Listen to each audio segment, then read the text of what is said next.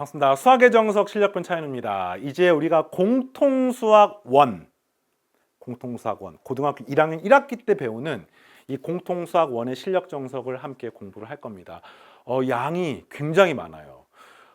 아마도 고등학교 수학에서 미적분 2를 제외하고는 가장 볼륨이 클 거라고 생각됩니다. 그러니까 학생들이 고등학교 1학년 때 청운의 꿈을 안고 딱 정석책을 펼쳤는데 그때 배우는 첫 번째 책이 가장 볼륨도 크고요. 가장 충격적입니다. 그래서 공부할 때 좀 스트레스도 받고 하다가 진도가 잘 안 나갈 수도 있지만 우리는 강의가 있잖아. 이 강의를 들으면서 함께 이렇게 밀면서 끌면서 함께 진행할 테니까 쌤 믿고 잘 따라오시고요. 쌤은 이제 온오프라인에서 굉장히 많은 곳에서 강의를 진행하고 있습니다. 특히나 온라인 강의 같은 경우는 뭐 실력 정석 이외에도 이제 여러분들이 강의를 하고 있는데 학생들이 처음에 고등학교 1학년 특히나 이제 공통수학 1을 공부할 때 이때 첫 단추를 잘 꿰면은요 오히려 그 뒤부터는 순탄하거든요. 근데 공통수학 1을 공부하다가 중간에 포기하거나 진도가 밀리거나 하면서 좀 늦어지면은 어느 순간 수학에 대한 두려움과 이렇게 되면서 고등학교 과정에서 계속 고생하는 경우를 많이 봤습니다. 그래서 선생님 믿고 잘 따라오시고 반드시 완강하시기 바랍니다. 자, 이제 공통수학 1의 이번 시간 OT거든요. 짤막하게 진행을 할 텐데 공통수학 1이 어떻게 구성이 되어 있고 그 다음에 중학과정과 어떻게 차이점이 있고 그 다음에 여러분이 앞으로 어떤 각오로 공부해야 되는지를 지금부터 이야기하겠습니다. 이 책을 사면은 이렇게 사진이 이렇게 있잖아요. 어떻습니까? 실물하고 책에 있는 사진하고 비교하면은 실물이 더 낫지 않습니까? 자, 이제 합니다.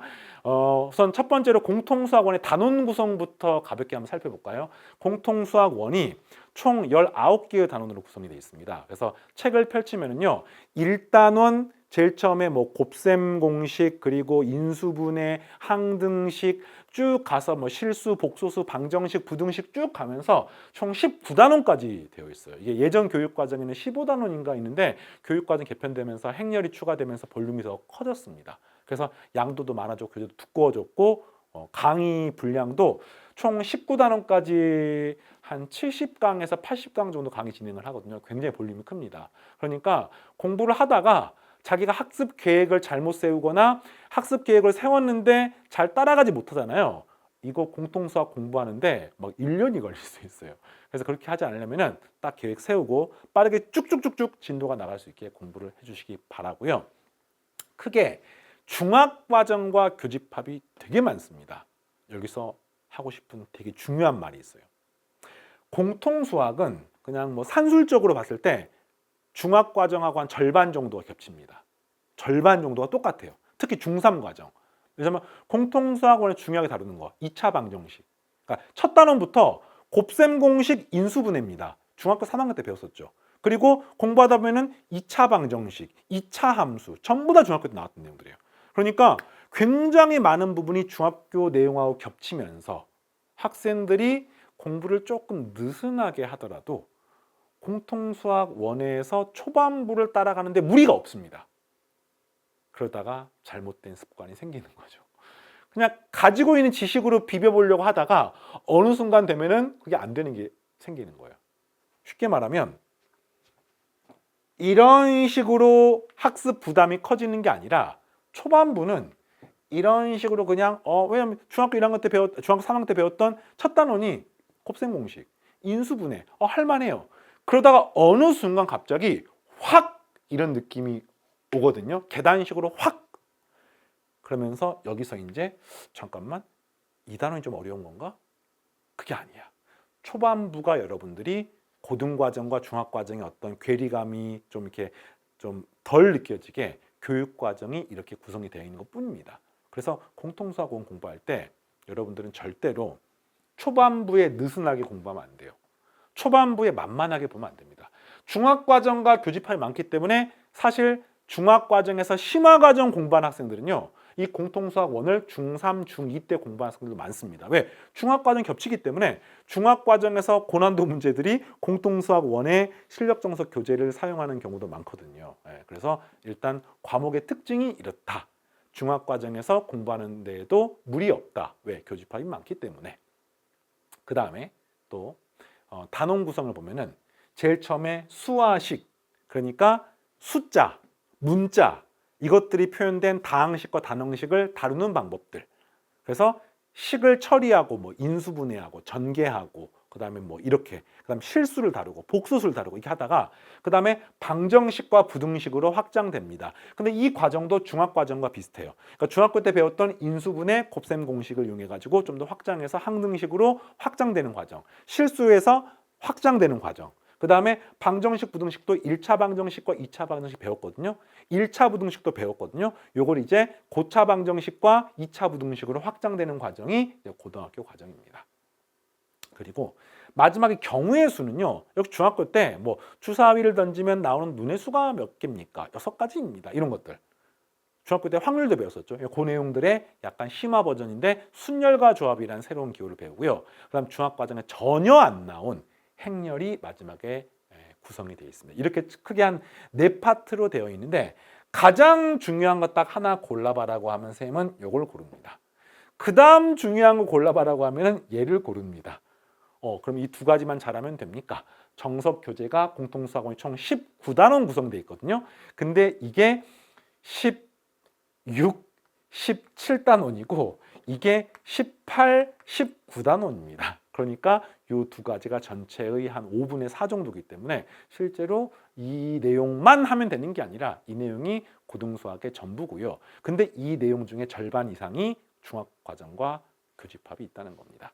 뭐 단원 구성을 가볍게 한번 봐볼까요? 어떤 내용들이 있는지. 자, 공통수학 원책을 보면 제일 처음에 차례가 나와 있어요. 그 목차를 보면은 제일 처음에 아까 설명했던 수화식, 다항식의 연산, 이게 이제 곱셈 공식을 배우는 거고요. 인수분해, 곱셈 공식 역과정. 이거 중학과정 똑같죠. 물론 중학과정 때 안 배우는 뭐 a 세제곱 더하기 b의 세제곱 더하기 c의 세제곱 빼기 3abc는 a 더하기 b 더하기 c 곱하기 a 제곱 더하기 b 제곱 더하기 c 제곱 빼기 ab 빼기 bc 빼기 ca라고 하는 중학과정에 안 나오는 것도 나오는데 중학과정에 나오는 것들이 한 80% 이상 나오기 때문에 요거 공부할 때 고등과정과 중학과정의 좀 괴리감도 느껴보면서 약간 자연스러운 유사점도 느껴보는 시간을 가졌으면 좋겠고요. 항등식과 미정계수 나머지 정리가 중학과정에 안 나오지만 사실상 요 3, 4번 주제는 1, 2번 주제하고 전혀 무관하지 않기 때문에 또 어느 정도 응용력이 있으면 자연스럽게 할 수 있을 까 생각합니다. 실수 파트는요. 중학과정 때 배웠던 뭐 분수, 뭐 유리수, 무리수 이런 것들 배우는 파트인데 또 복소수, 여러분 허수단위 아예 알고 있습니까? 요걸 배우는 단원이 6단원이고 6단원은 중학과정 때 조금 수학적 호기심 있는 학생들은 어느 정도 들어본 적은 있을 겁니다. 허수를 배우는 부분이 6단원이에요. 이렇게 해서 첫 번째 덩어리가 끝납니다.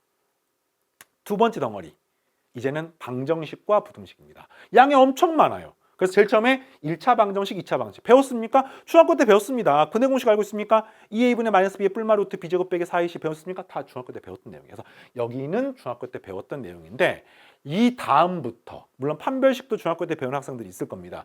이 다음부터가 중학과정으로부터 전혀 무관하진 않은데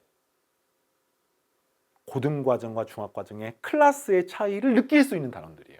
그래서 이 부분을 공부할 때 학생들이 좌절을 하게 되죠. 왜냐면 내용은 중학과정 내용이에요. 뭐 새로운 게 아닌 것 같습니다. 그런데 보니까 문제를 풀 때마다 안 풀리는 겁니다. 그래서 사실은요, 이 단원마다 아주 유니크한 중학과정에 다루지 않았던 무언가를 배웁니다. 그때 여러분이 정신을 딱 차리고 듣지 않으면은 여기서 이제 고등과정은 어렵구나. 단순히 어렵구나가 아니에요. 여기 하나하나에서 뭔가 새로운 걸 배우는 겁니다. 그러니까 어떤 느낌이냐면은 중학교 영어랑 고등학교 영어가 똑같을까요? 다를까요? 당연히 다르죠. 근데 중학교 영어도 A, B, C, D, E, F, G, H 쭉 알파벳으로 시작해서 영어 단어로 시작해서 리딩 그다음에 뭐 있습니까? 뭐 문법, 그다음에 뭐 복화, 그다음에 뭐 리스닝 이렇게 듣기 이렇게 있으면서 뭔가 고등과정도 똑같습니다. 대학과정 똑같습니다. 그러니까 뭔가 똑같아 보이지만 그 안에서 다루는 내용의 깊이라든지 사용하는 단어라든지 차이가 있습니다. 똑같아요. 중학교 때 배웠던 2차 방정식이지만 고등과정에 다룬 내용들의 그 안에 깊이와 유기적인 관계가 차이가 있기 때문에 사실은 똑같아 보이지만 다른 거예요. 근데 이걸 자기가 공부하면서 깨닫거나 느끼지 못하면은 고등과정이 단순히 어렵다고 생각이 돼요. 차라리 뭐 나중에 뭐 기하를 공부를 해. 그럼 벡터가 나오거든요. 중학과정에서 안 배웠어요. 그러니까 이건 누구나 공부를 할 때 내가 안 배웠으니까 겸손한 마음으로. 나중에 미적분을 배우는데 미분을 배우면 다 안 배웠습니다. 미분을 다 겸손한 마음으로 미분을 배웁니다.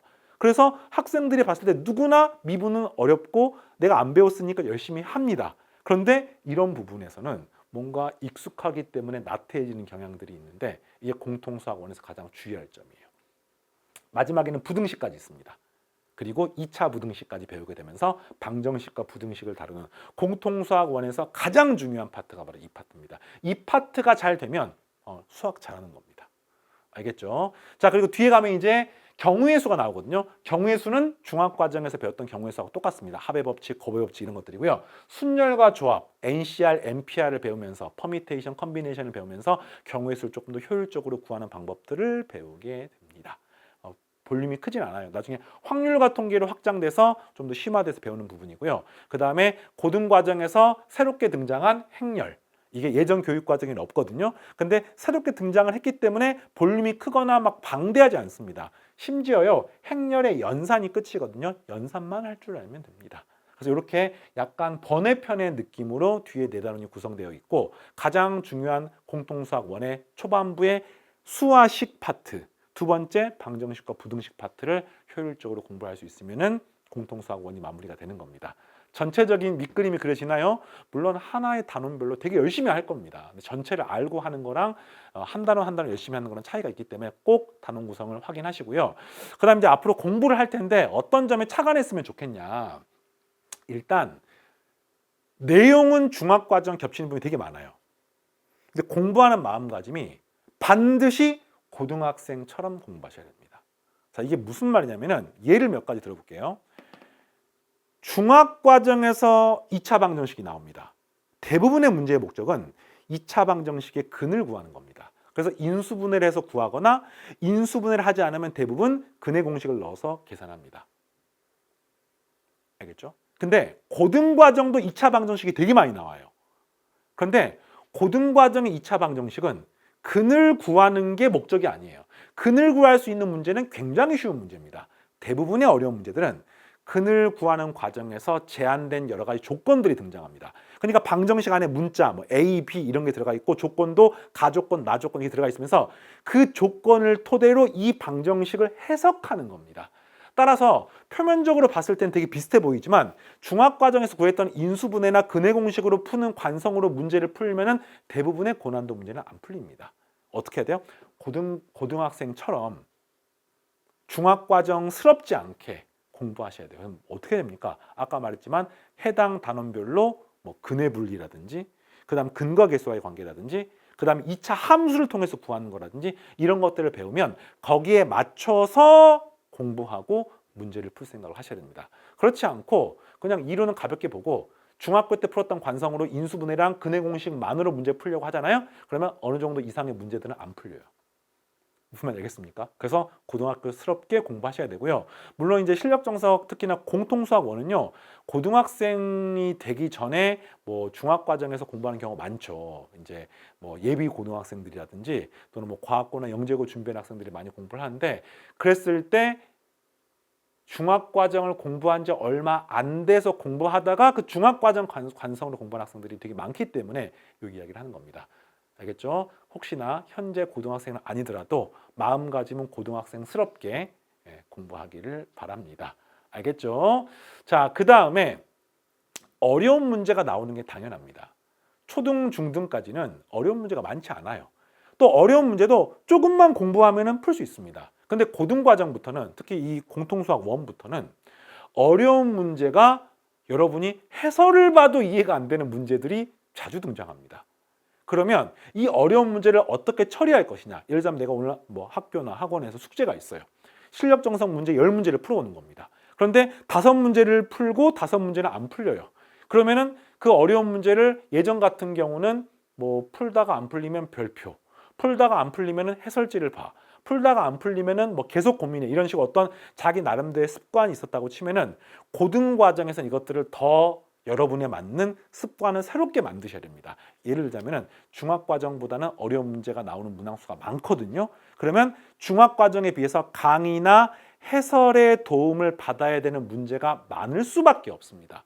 이거를 자괴감을 갖거나 스트레스를 받거나 내가 수학을 못한다고 절대로 주눅 들면 안 됩니다. 원래 그런 거예요. 이해되겠습니까? 그래서 어려운 문제를 그 대신 처리하는 습관 뭐예요? 어려운 문제가 나왔네? 잘 모르겠네? 그럼 이걸 토대로 강의의 해설을 들었네? 그럼 이제 이걸 여러 번 반복해서 복습을 하면서 내 것으로 만드는 과정을 약간 시스템화시켜서 가져야 됩니다. 반드시 공통수학 1을 할 때 어려운 문제 처리하는 습관 뭐 필요하면 오답 노트 만들고 괜찮고요. 꼭 오답 노트가 아니더라도 정석교재 표시하면서 복습을 꼭 하시라는 뜻입니다. 알겠습니까? 복습하지 않으면 여러분 것이 되지 않습니다. 되겠습니까? 자, 이렇게 같이 이야기를 해봤고요. 바로 1강에서 또 선생님 못다한 이야기 할 테니까 여러분들은 선생님과 함께 책과 함께 마지막 공통수학원 완전 정보까지 달려가겠습니다. 선생님 본 강의 시간에 기다려 있겠습니다. 마치겠습니다.